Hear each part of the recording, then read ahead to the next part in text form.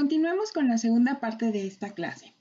Ya que recordamos cómo deflactar, ahora vale la pena explorar cómo es que se construye ese índice de precios. Entonces, para eso tenemos que recordar primero, ¿qué es el nivel de precios?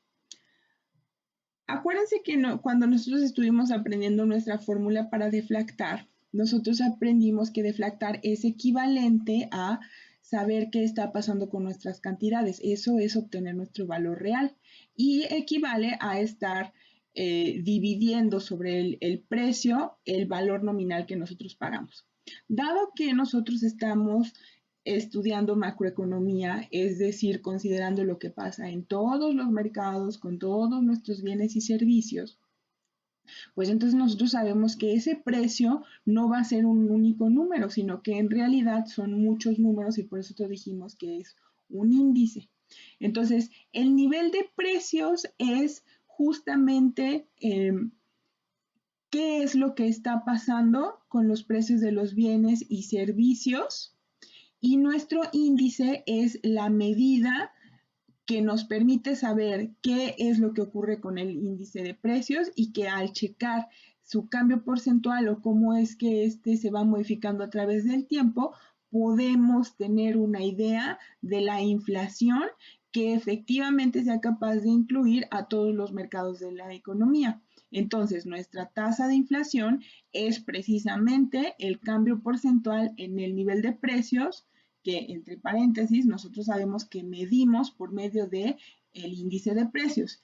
Y ya también habíamos aprendido en sesiones pasadas que existen diferentes tipos de índices de precios. En esta sesión en específico nos vamos a centrar en el índice de precios al consumidor. Para estimar el índice de precios al consumidor es necesario computar una canasta de bienes y servicios. Por canasta nos referimos a un conjunto de bienes y servicios. Entonces, en esa canasta vamos a incluir bienes y servicios que los individuos y las empresas consumen típica y regularmente y nos permite medir cómo es que los precios cambian a través del tiempo. Una tercera característica es que en esta canasta de bienes y servicios vamos a computar su índice mediante el promedio ponderado que nos va a permitir hacer un ajuste de acuerdo con la importancia o el costo relativo o el uso de cada bien y servicio. Y esta ponderación se basa en las cantidades compradas típicamente por los consumidores. Más adelante van a entender a qué me refiero con cada una de estas características. Entonces, este dibujo es súper bueno porque nos permite entender de manera visual qué es lo que ocurre con la inflación. Y aquí, este concepto que les acabo de introducir de la canasta básica, pues está siendo representada de manera, pues, un tanto más literal, ¿no? Pero si se fijan lo que está diciendo es, dado que tu salario disminuye cuando los precios aumentan, eso hace que cada vez sea más difícil que puedas alcanzar o puedas tener acceso y comprar los bienes que tú típicamente comprarías, que están reflejados precisamente en esa canasta básica. Entonces, aquí, conforme los precios se disparan, es decir, hay inflación, lo que nosotros estamos observando es que nuestro poder adquisitivo cae, ¿sí? Entonces, la inflación se refiere a una situación en la cual el nivel de precios general en la economía está incrementándose. Ok, entonces nuestro índice de precios, pues nosotros sabemos que vamos a utilizar una canasta de bienes y servicios para poder computarlo. Ahorita vamos a ver de manera más precisa cómo. Sin embargo, pues hacer todo este proceso es complejo. Nosotros vamos a ver una versión simplificada, pero más adelante vamos a aprender que el estar computando y monitoreando qué pasa con los bienes, de todos esos bienes y servicios que nosotros elegimos como parte de nuestra canasta básica, pues es una tarea compleja y ardua, ¿no? Y ese quien se encarga de computar esa información, pues es el INEGI, en el caso de México. Pero cada país igual tiene su oficina de estadística, ¿no? Nacional. Entonces, para simplificar la tarea de interpretar los precios en la economía, el nivel de precios se reporta en cada periodo como un índice de precios que nosotros aparte ya aprendimos que se reporta en base 100, es decir, en lugar de estarnos diciendo qué pasa con cada uno de los precios y con cada uno de los centavos, el que nosotros podamos leerlo en cientos nos permite ver de un solo vistazo más o menos cómo se está comportando la inflación en nuestra economía. Entonces, en lugar del costo total se reporta una variación con respecto a un año base que arbitrariamente se fija en 100 y eso nos permite, uno, que los cambios de precio sean más visibles porque nos está reflejando una proporción y nosotros utilizamos el sistema métrico, por eso nos es más fácil leerlo. Segundo, se expresa en términos relativos y no en una moneda. Si se fijan, hasta ahorita hemos dicho el índice de precios vale 100 o vale 99, 95, lo que sea, pero nunca he dicho vale 95 pesos, ¿no? O dólares o lo que sea, porque no está en una moneda, es simplemente un ajuste y por eso es lo bonito de hacer cambios de base, ¿no? Nos permite mantener una proporción que nos dice cómo se está moviendo ese número y que está contenido, pues, los precios adentro, pero no está medido en una moneda en específico. Y el año base se puede actualizar fácilmente. Nosotros ya aprendimos cómo se hace un cambio de año base. Entonces, aquí esta nota es muy importante. ¿Por qué? Porque la inflación, acuérdense que la medimos con el cambio porcentual, ¿no? El valor en el periodo n menos el valor en el periodo n sobre n por 100. Y el hecho de que esté en base 100 nos permite de un solo vistazo ver grosso modo más o menos como a cuánto va a equivaler ese cambio porcentual, pero no es lo mismo que nosotros restemos un índice de precios de un año con respecto a otro a que hagamos la fórmula de cambio porcentual. El cambio porcentual, eso sí es la inflación. La resta no, la resta es un aproximado que va a estar muy cercano al valor que nos interesa, pero que no es exactamente lo que nosotros queremos calcular. ¿Vale?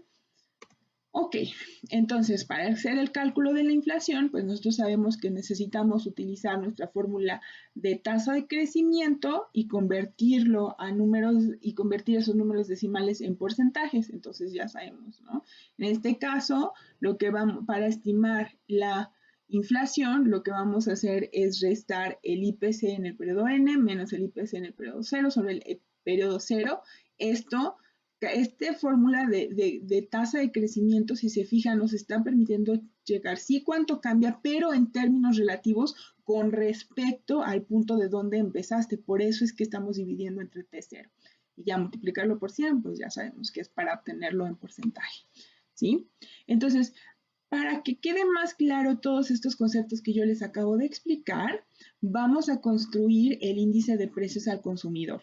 Pero lo vamos a hacer de manera interesante en el sentido de que vamos a simplificar cuántos bienes tenemos, porque ustedes si van y checan la página del INEGI y se encargan de observar cuántos productos están contenidos en la canasta básica, pues van a ver que es una lista enorme, ¿no? Entonces aquí simplemente para que entiendan cómo funciona ese cálculo, pues lo estamos simplificando, estamos eligiendo unos cuantos productos y aquí en este caso vamos a asumir que eso es lo que consume un estudiante de la licenciatura en DESEA cada mes, ¿vale? Entonces, lo que van a tener que calcular, o que vamos a calcular juntos, es el índice de precios y la inflación.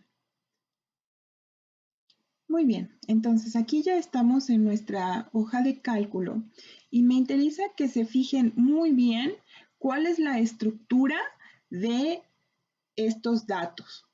Si se fijan, primero que nada tenemos nuestros productos, que aquí ya asumimos que es lo que cada mes consume un estudiante de licenciatura, ¿no? Entonces vamos a asumir que consume tortillas, pan dulces, cereales, pollo, salchicha, yogurt, huevo y frijol. En la segunda columna estamos fijando la cantidad y la unidad, es decir, estamos asumiendo que cada mes un estudiante de licenciatura de DESEA consume 4 kilos de tortilla, 10 pesos, 10 piezas de pan dulce, una caja de cereales, 3 kilos de pollo, etcétera, etcétera, etcétera. Y después, en nuestras últimas columnas, tenemos cuál es el precio actual en 2021, asumiendo que estamos en 2021, cuál es el precio de hace 3 años, en 2018, el precio de hace 6 años y hace 9 años, ¿no? Entonces tenemos precios 2021, 2018, 2015, 2012 y aquí los estamos abreviando para que ustedes siempre recuerden que a final de cuentas esto es nuestro P por Q, ¿no? Entonces tenemos el precio en 2021, el precio en 2018, precio 2015, precio 2012. Y para cada uno, aquí es un precio unitario, ¿no? Entonces, si nosotros quisiéramos saber cuál es nuestro gasto mensual, pues por supuesto tendríamos que ver, dado que tenemos el precio de cada unidad y estamos consumiendo, por ejemplo, 4 unidades o 4 kilos de tortilla de maíz, entonces cuánto estamos gastando en tortilla, en total cuánto en pan dulce, etcétera, etcétera. Entonces, para hacer eso, pues por supuesto que tenemos que estimar el valor nominal, ¿cierto? Es decir, multiplicar precio por cantidad. Entonces, aquí tenemos, bueno, vamos a quitarle el zoom para que vean lo que estamos haciendo. Otro menos. Ahí ya cabe en la pantalla. Ok, entonces el primer paso para que nosotros estimemos nuestro IPC es computar el gasto total mensual en cada periodo. Entonces, por supuesto, primero necesitaríamos saber, dado que cada mes compra 4 kilos de tortilla y cada kilo de tortilla cuesta 17 pesos, entonces cada mes gasta 69.2 pesos en tortillas, ¿no? Y dado que compra 10 piezas de pan dulce al mes y cada pieza de pan dulce cuesta 7 pesos, pues entonces gasta 70 pesos en pan dulce al mes, ¿no? Etcétera. Entonces yo jalo mi fórmula y aquí puedo corroborar que lo haya hecho bien, ¿no? 3 kilos de frijol y dado que cada kilo de frijol cuesta 42 pesos con 50, pues entonces ahí está. Gasta 127 pesos en frijol al mes. Y me interesa saber la misma información, pero para el 2018, dado que compro 4 kilos y el precio en 2018 era 14.30, entonces aquí, si se fijan, estoy computándolo todo a precios corrientes o a precios del mercado, es decir, en ese momento cuánto costaba. Jalo mi fórmula y aquí tengo lo que gasté cada mes en ese concepto, ¿vale? Y luego lo mismo para el 2015, 4 kilos de tortilla, pero en 2015 costaban 12 pesos, entonces en 2015 pagaba yo 48 pesos. Entonces jalo mi fórmula.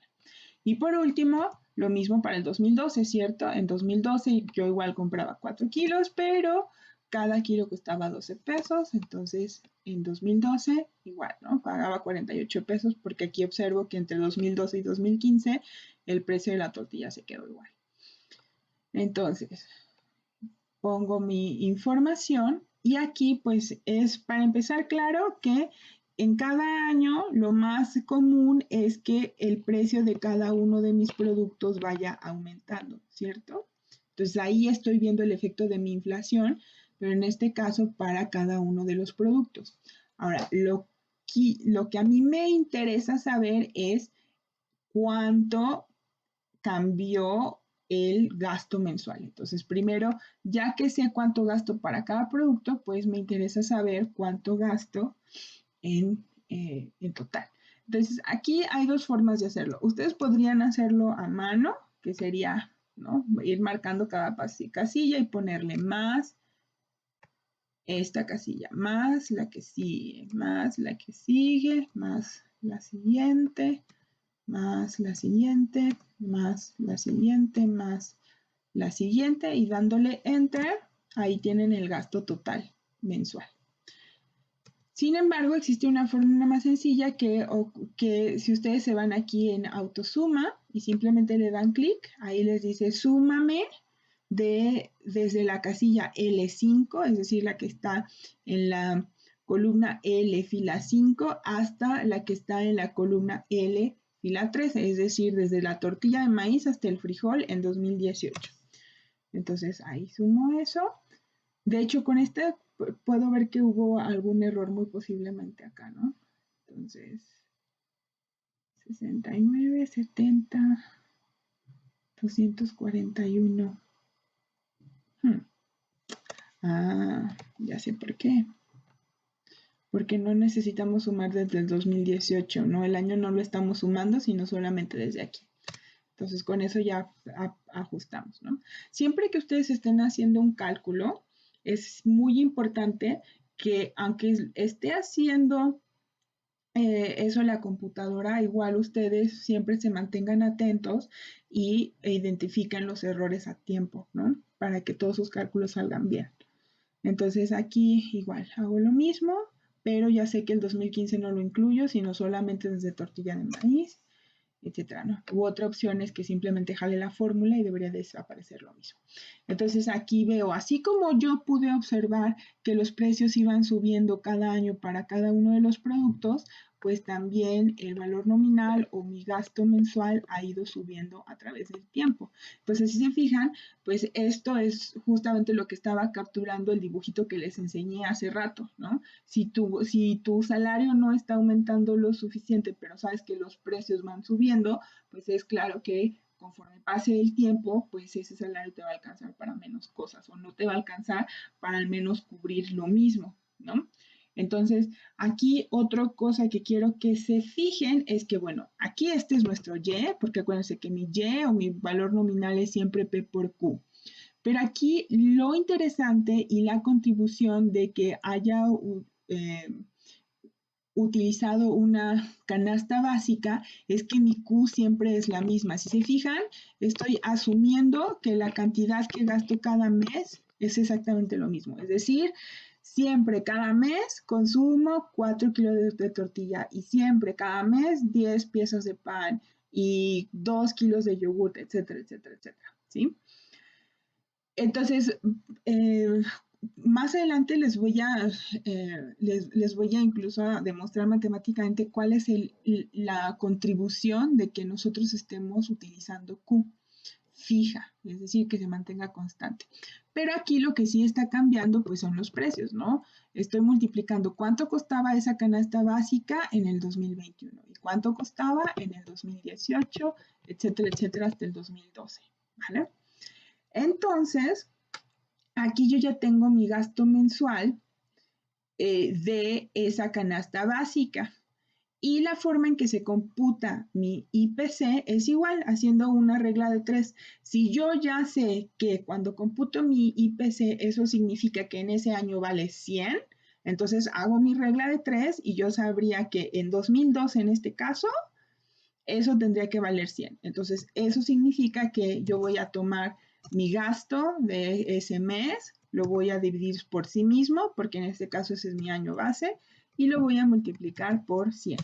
Entonces, dado que vale 100, hice mi cálculo correctamente.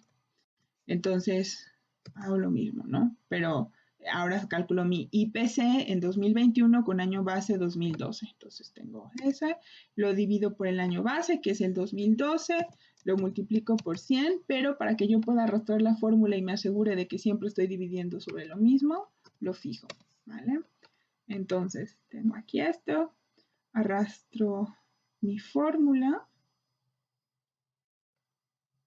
y ahí lo tengo. Miren, aquí al computar mi IPC, esto es lo que les estaba mencionando en la diapositiva anterior. Si se fijan, la diferencia que hay entre el 2015 y el 2012 es de 22.1, ¿sí?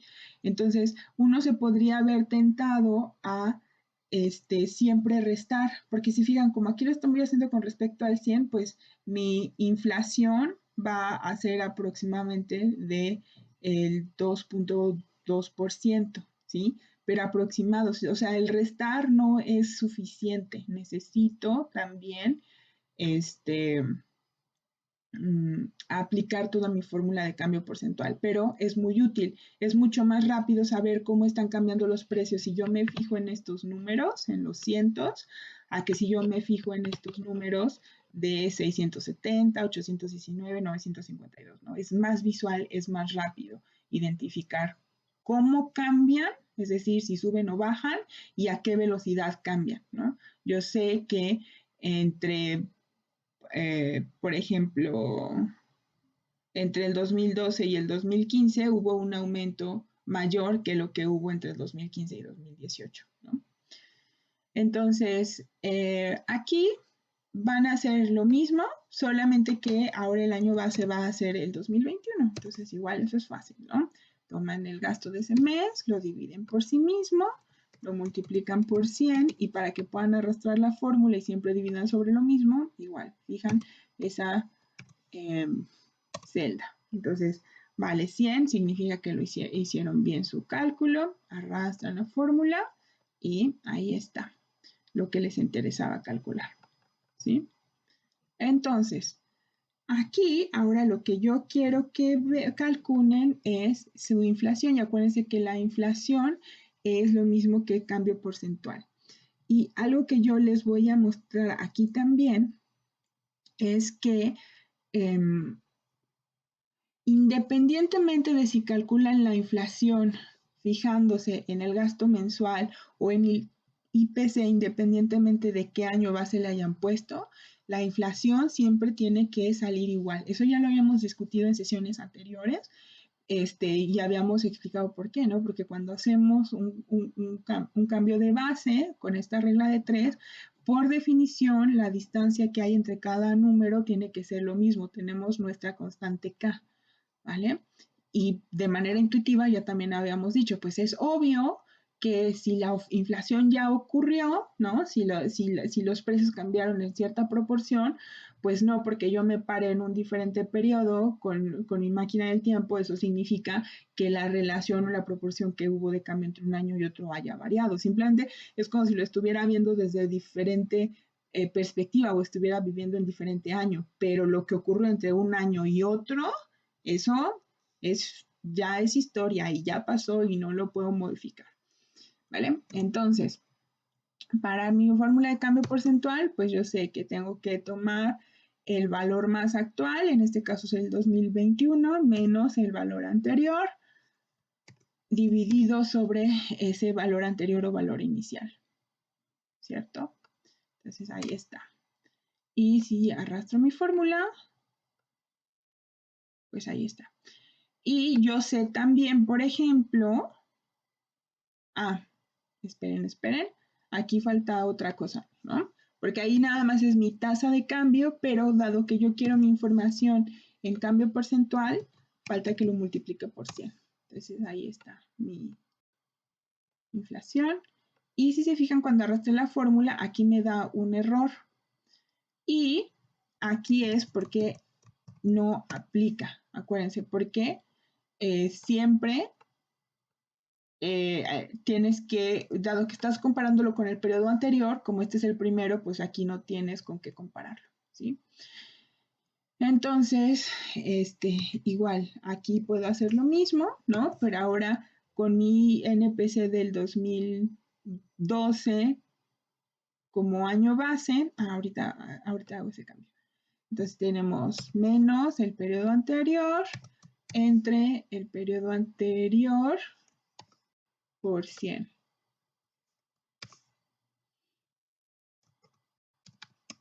Entonces, aquí simplemente para corroborar esto, ¿no? Aquí es donde mi PC, mi año base es 2012, aquí mi año base es 2012 también. Y ya, ¿no? Entonces arrastro mi fórmula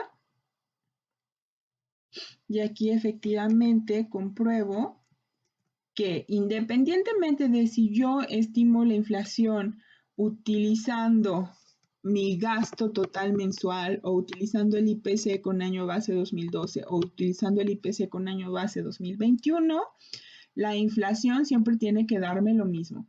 Aquí en este caso es la inflación durante ese periodo, es decir, cada 3 años, ¿no? Entre 2018 y 2021, entre 2015 y 2018 y entre 2012 y 2015. Pero si yo quisiera saber la inflación anualizada, pues lo único que tengo que hacer es tomar esa inflación y dividirlo entre el número de años que transcurrieron, que en este caso son 3, y eso significa que en promedio, entre 2018 y 2021, cada año hubo un promedio de 3% de inflación, y si jalo mis números, ahí tendría también, ¿no? Eso significa que entre 2012 y 2015, en promedio, cada año tuve 7.4% de inflación. Entre 2015 y 2018, cada año 2.2%. Entre 2018 y 2021, cada año 3%. Entonces, esta es mi información y vamos a continuar con nuestro ejercicio. Yo aquí se los estoy explicando, pero les recomiendo altamente que hagan estos cálculos por su cuenta también.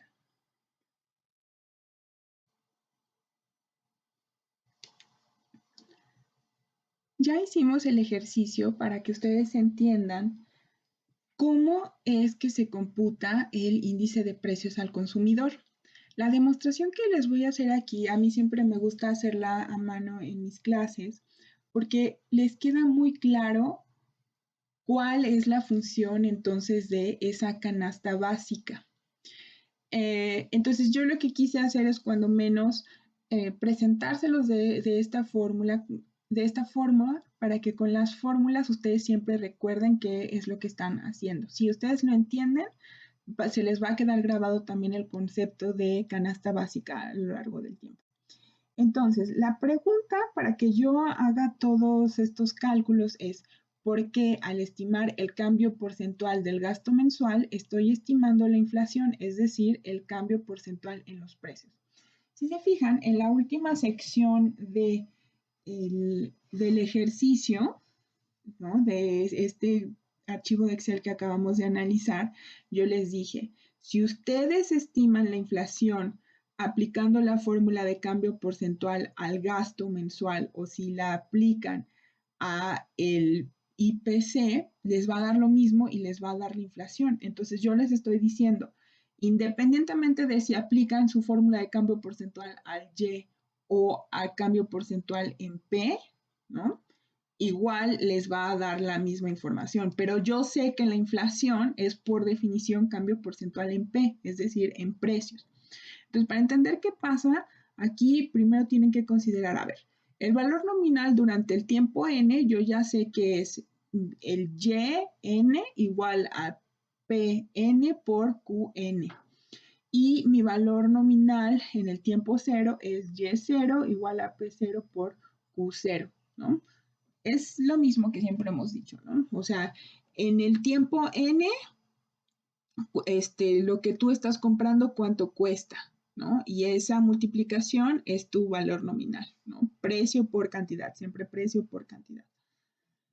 Ahora, si yo observo que lo que yo pago en el periodo n es diferente a lo que yo pago en el periodo 0, es decir, mi valor nominal en n y en 0 es diferente, ¿cómo puedo saber qué es lo que cambió? Y nosotros ya habíamos discutido que existen 3 posibilidades, ¿no? Si yo observo que hay un cambio en Y, eso puede deberse a que cambió el precio, pero la cantidad se mantuvo fija, que sería este caso. O una segunda opción puede ser que mi precio se haya mantenido constante, pero haya un cambio en la cantidad. O mi tercera opción es que tanto el precio como la cantidad hayan cambiado. Entonces, cuando nosotros estamos utilizando el IPC, hay que recordar que nos estamos apoyando en el método de las pairs. Eso lo vimos en la clase pasada. Y eso significa que en este caso lo que estamos fijando es la cantidad, pero estamos permitiendo que el precio varíe. Es decir, cuando estimamos el índice de precios al consumidor, estamos utilizando este método. Cambia P, pero Q se mantiene constante. Entre paréntesis, solo para que ustedes lo recuerden, cuando nosotros usamos el deflactor del PIB, el método que estamos utilizando es este segundo. Asumimos que P se mantiene constante, pero la cantidad de Q varía, o permitimos que varíe. Entonces, el punto es que para el IPC estamos en este caso. Estamos asumiendo que si observamos que nuestra Y cambia, que nuestro valor nominal cambia, dado que estamos manteniendo Q constante, la única explicación factible para que P cambie es que, perdón, para que Y cambie es que P está cambiando.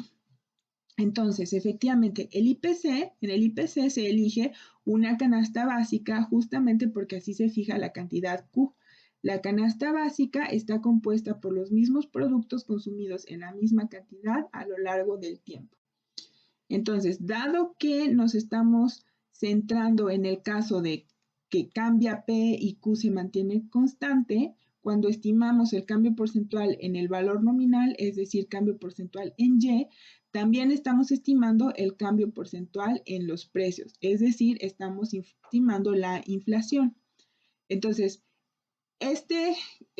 básicamente queremos demostrar que cambio porcentual en Y es cambio porcentual en P, porque eso es lo que yo les dije en el archivo pasado, en Excel, y es lo que hicimos, ¿no? Si ustedes aplican la fórmula de cambio porcentual al gasto mensual o a cualquier IPC, les tiene que dar lo mismo y ese es el valor de la inflación. Entonces, ¿por qué decimos eso?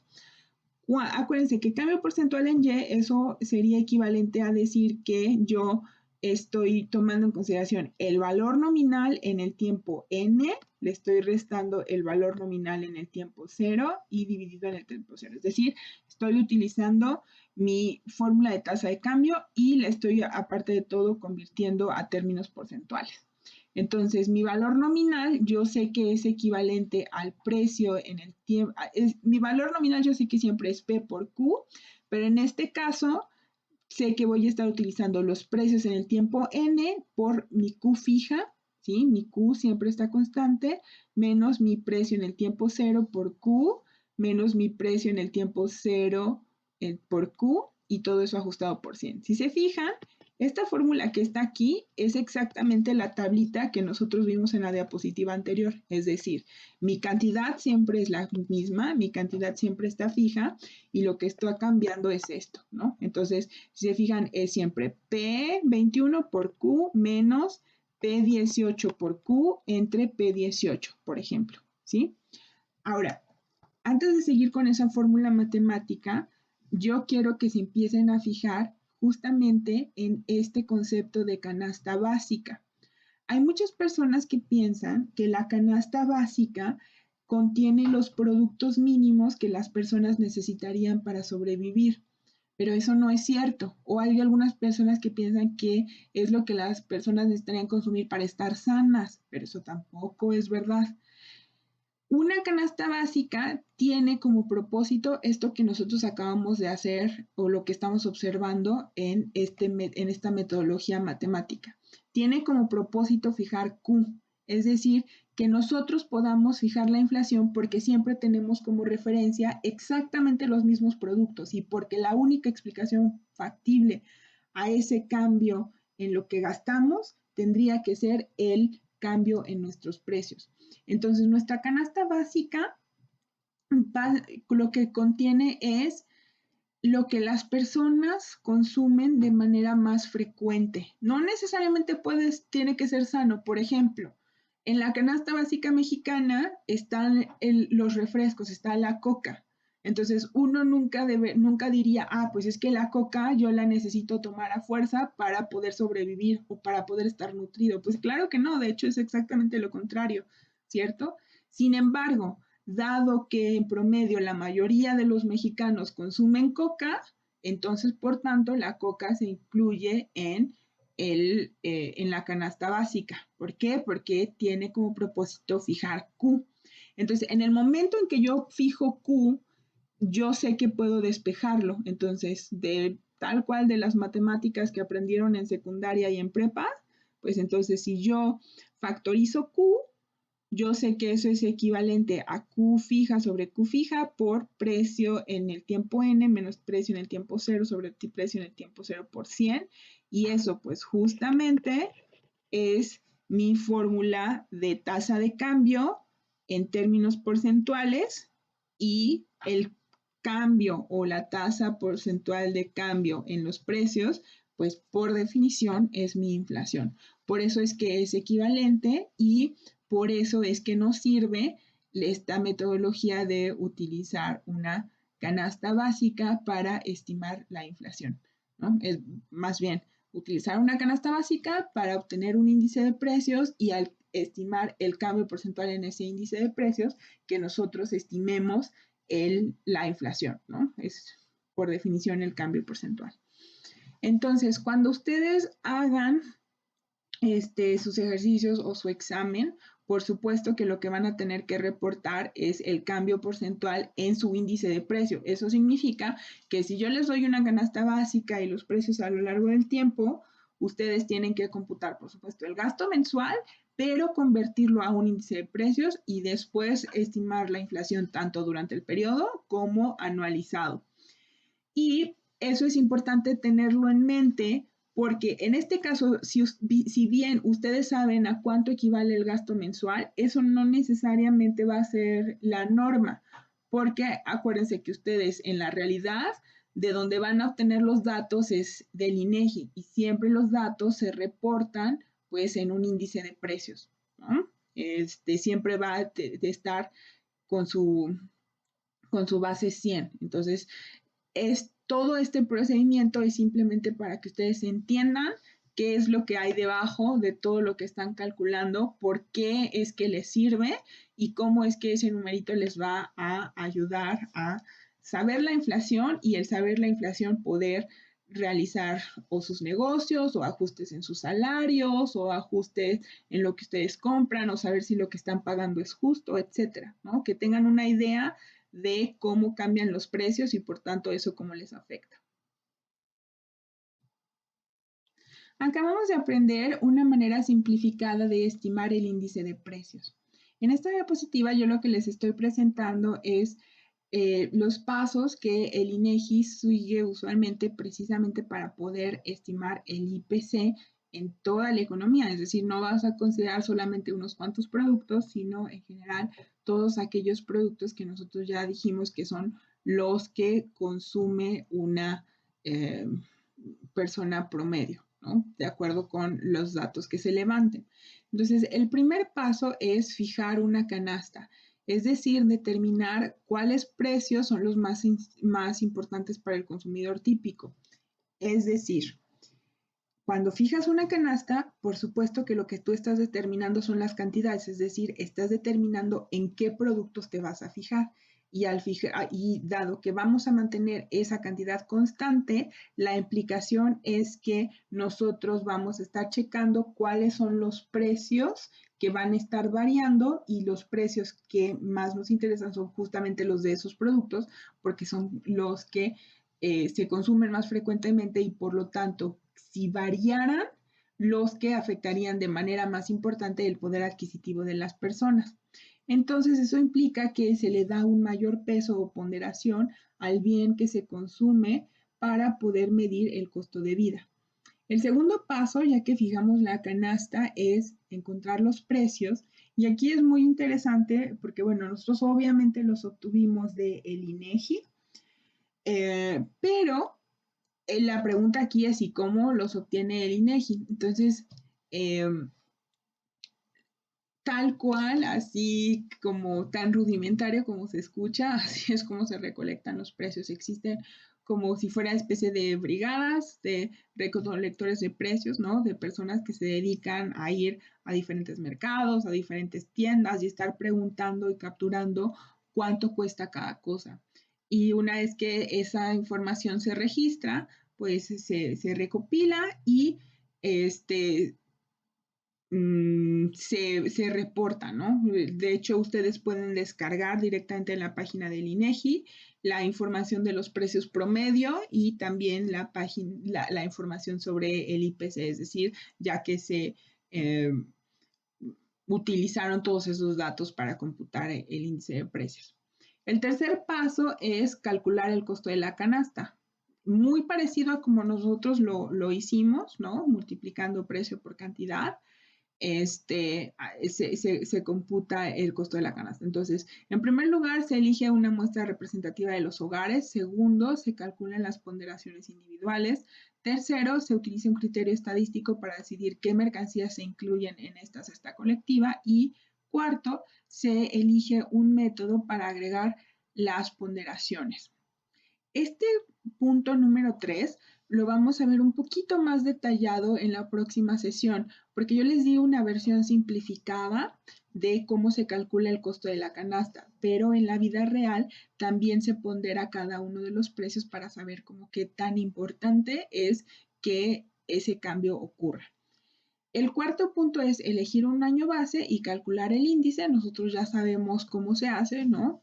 Para calcular el IPC, tomamos el costo de vida en el tiempo N y lo dividimos sobre el costo de vida del año base. Todo eso lo multiplicamos por 100. Y en quinto lugar se calcula la tasa de inflación, que ya sabemos que simple y sencillamente es el cambio porcentual en el índice de precios. Para concluir esta sesión, están aquí los ejercicios que van a tener que realizar. Primero, visiten la página web del INEGI y explórenla. Es importante que ustedes sepan qué tipo de información contiene. Van a ver que hay una amplia variedad, pero me interesa también que ustedes vean no solamente como los resúmenes que ellos obtienen, ¿no? O los reportes que ellos hacen, sino que también vean qué datos están disponibles en caso de que ustedes quisieran llegar a utilizarlos. Y también van a escribir un comentario corto sobre la información y los datos que les es posible consultar en dicha página. Es decir, no solamente basta con que la vean, sino realmente tienen que analizarla y díganme en forma muy concisa y muy sucinta para qué les serviría en caso de que llegaran a utilizarla. Después aquí está la tarea. Lo que van a hacer es computar de nuevo una canasta básica y con ello el gasto total, el índice de precios, la inflación durante el periodo y la inflación en términos anualizados.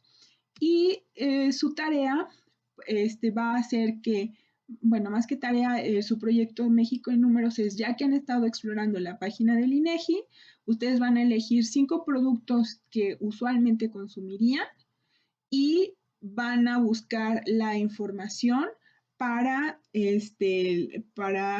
5 años cuando menos, ¿sí? Entonces, esa información la reporta el INEGI. Generalmente la forma en que le ponen de nombre a esos datos es precios promedio, pero lo que importa es que ustedes hagan pues una matriz como la que yo acabo de hacer, ¿no? Que ustedes digan, bueno, a mí me interesa saber cómo me afectaría el cambio en el precio de estos productos, porque son los que yo más consumo. Esto es aproximadamente la cantidad que yo consumo al mes y voy a reportar cómo han cambiado esos precios durante cada uno de esos años.